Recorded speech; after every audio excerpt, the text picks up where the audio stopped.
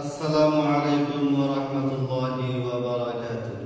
ওয়া আলাইকুম আসসালাম ওয়া রাহমাতুল্লাহি ওয়া বারাকাতুহু। গতকালকে আমরা পড়াশোনা করছি মধ্যে মুত্তাসিল, মধ্যে মুনফাসিল, কয় আলিফ লম্বা হয়, কিভাবে পড়তে হয়, সরাসরি আমরা প্র্যাকটিক্যালে জেনে নিয়েছি, তাই না? আজকে বলবো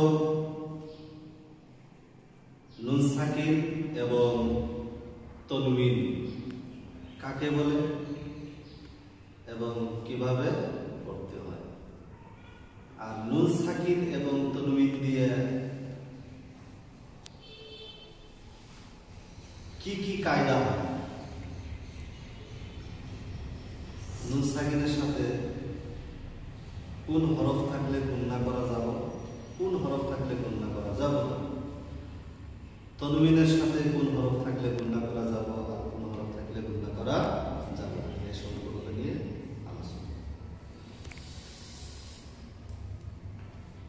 মনোযোগ সহকারে দেখব, লিখব এবং পড়ব ইনশাআল্লাহ। নুন সাকিন এবং তনবিন, নুন সাকিন এবং তনবিন, নুন সাকিন এবং তনবিনের কায়দা, নুন সাকিন এবং তনবিনের কায়দা চারটি। কয়টি? চারটি। নুন সাকিন এবং তনবিনের কায়দা, নুন সাকিন এবং তনবিনের কায়দা চারটি। কয়টি? চারটি। নাম্বার 1 ইজহারে হালকি, নাম্বার 2 ইখফায়ে হাকিকি, নাম্বার 3 ইদগামে মাআল গুন্না, ইদগামে বেলা গুন্না, নাম্বার 4 কলব। ইজহার মানে স্পষ্ট করা, গুন্না ছাড়া পড়া, গুন্নাবিহীন পড়া, গুন্না করা যাবে না।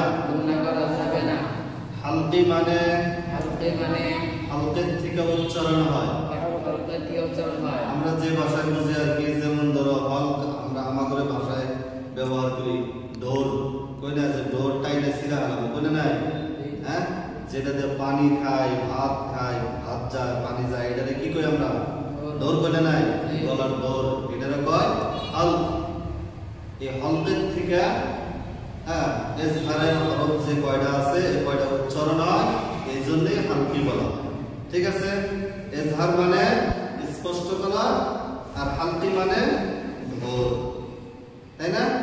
হালকি মানে ঢোল।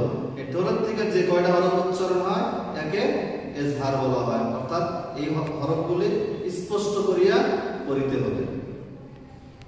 নাম্বার 2 ইখফায়ে হাকিকি। ইখফা মানে ছুপানো, লুকানো, পলিয়ে দেওয়া। ঠিক আছে? মনে থাকবো, ইখফা মানে ছুপানো, ইখফা মানে ছুপানো, লুকানো, ইখফা মানে লুকানো। ঠিক আছে? অর্থাৎ নাকের ভিতর লুকাইয়া, নাকের ভিতর ছুপাইয়া একাধিক পরিমাণ গুণনা করা। সোজা ভাষায় বুঝতে হলো ইখফা মানে গুণনা করা, ইখফা মানে গুণনা করা। নাম্বার 3 ইদগামে মাআল গুণনা। ইদগাম মানে দাখিল করা, ইদগাম মানে দাখিল করা, অর্থাৎ প্রবেশ করা, নাইবা ঢোকানো। কি? ঢোকানো, একটা জিনিস আর একটা জিনিসের সাথে মিলাইয়া দেওয়া, এটা কি ইদগাম বলা হয়। ইদগামে মাআল গুন্না, ইদগামে মাআল গুন্না তার মানে গুন্না করা। এটা শর্টকাট বুঝলাম। ঠিক আছে? এন্ড ইদগাম মানে কি? ইদগাম মানে মিলানো, ইদগাম মানে মিলানো, মিলায়া দেওয়া, ইদগাম মানে মিলায়া দেওয়া, একটা আরেকটার সাথে মিলায়া দেওয়া। যেমন এই যে, যেমন এখন কি হলো, এটা কি একটা কলম, এটা একটা কি কলম, তাই না? এখন এই কলমটা আমি হেডটা খুললাম, তাহলে কি হলো, কলম, এটা কলম না, এটা কি কলম, আর এটা কলমের হেড, তাই না, অর্থাৎ মুখা, তাই না? হ্যাঁ, তাহলে দুটার নাম না, দুটা নাম না নাই, এটা কলম, এটা কলমের হেড, তাহলে দুটা জিনিস। এখন এই যে এইভাবে মুখার ভিতরে ঢুকালাম, এখন কি হবে, এটা কলম, এটার নাম ইদগাম, এটার নাম ইদগাম। ইদগাম এইভাবে নুন সাকিন আছে, নুন সাকিনকে কার সাথে মিলায়া দেওয়া, ইয়ার সাথে মিলায়া দেওয়া। নুন সাকিন আছে তোমার ওয়াওয়ের সাথে মিলায়া দেওয়া, নুন সাকিন আছে নুনের সাথে মিলায়া দেওয়া, তানউইন আছে হ্যাঁ মিমের সাথে মিলায়া দেওয়া, এটাকে বলা হয় ইদগাম। এটাকে কি বলা হয়, ইদগাম। মানে দুইটা হরফ একসঙ্গে হওয়াটা ইদগাম বলা হয়, দুইটা হরফ একসঙ্গে হওয়াটা কি বলে, ইদগাম বলে। মাল গুন্না মানে গুন্না সহ, মাল গুন্না মানে গুন্না সহ, ঠিক আছে?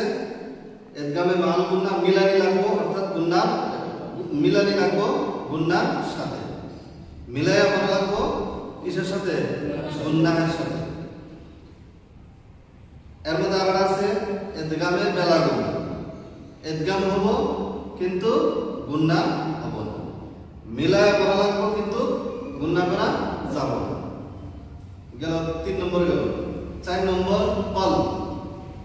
এই কল মানে হলো বদলায়া, কল মানে বদলানো, কল মানে বদলানো। কি বদলাইবে, নুন সাকিন আছে মিম দিয়ে বদল করা লাগবে, তানউইন আছে মিম দিয়ে বদল করা লাগবে।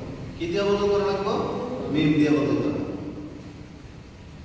হ্যাঁ, বদলাইয়া পড়াকে কলব বলা হয়, বদলাইয়া পড়াকে কি বলা হয়, কলব বলা হয়। বুঝছো তো ইনশাআল্লাহ, আশা করি বুঝে আসছে। নাম্বার 1, ইজহারে আলকির হরফ 6টি, ইজহারে আলকির হরফ 6টি, কয়টি, 6টি, কয়টি, 6টি। ইজহারে আলকির হরফ 6টি, ইজহারে আলকির হরফ 6টি, হামজা হা, আইন হা, গাইন খ, এটি কার হরফ, ইজহারে আলকির হরফ। ইজহারে হালকি ওকে বলা হয়, ইজহারে হালকি ওকে বলা হয়, ইজহারে হালকি ওয়াহাকে বলা হয়, ইজহারে হালকি ওয়াহাকে বলা হয়। ফার্স্টে নাম মুখস্থ করা লাগবে, যেমন 1 2 3 4টা নাম আছে না, ইজহারে হালকি, ইফাই হালকি, ইদগামে মাল গুন্না, ইদগামে বেলা গুন্না ও কল, এই 4টা খুব গুরুত্ব সহকারে মুখস্থ করবে। একদম ক্লিয়ার মুখস্থ হওয়ার পরে তারপরে আসবেন নাম্বার 1। 1 নম্বরের মধ্যে আসবেন ইজহারে হালকি। ইজহারে হালকির হরফ 6টি, হামজা হা, আইন হা, গাইন খ। তাহলে এই 6টা হরফ কার, ইজহারে হালকি। তারপরে আসবেন ইজহারে হালকি কাকে বলা হয়, তাই না? তারপর আসেন এটা মুখস্থ করার পরে বুঝাসবো যে ইজহারে হালকি কিভাবে। ইজহারে হালকি ওয়াহাকে বলা হয়, ইজহারে হালকি ওয়াহাকে বলা হয়, নুন সাকিন, এবং তানউইনের পরে, ইজহারে হালকির 6টি হরফ হইতে যেকোনো একটি হরফ আসিলে ইজহারে হালকি হয়, অর্থাৎ গুন্না ছাড়া পড়িতে হয়। যেমন আনআমতা, আনআমতা, এই জায়গার মধ্যে কি আছে, হামজা নুন জবর আন, নুন সাকিন পাইলাম তো, নুন সাকিন পাইছে না নাই? তারপরে কি হরফ পাইছি, নুন সাকিনের সাথে বা পাশে আইন পাইছি। আইন কার হরফ, ইজহারে হালকির হরফ। তাহলে এই জায়গায় কি হবো, ইজহারে হালকি হবো, অর্থাৎ স্পষ্ট করা লাগবে, তাড়াতাড়ি করা লাগবে, গুন্না করা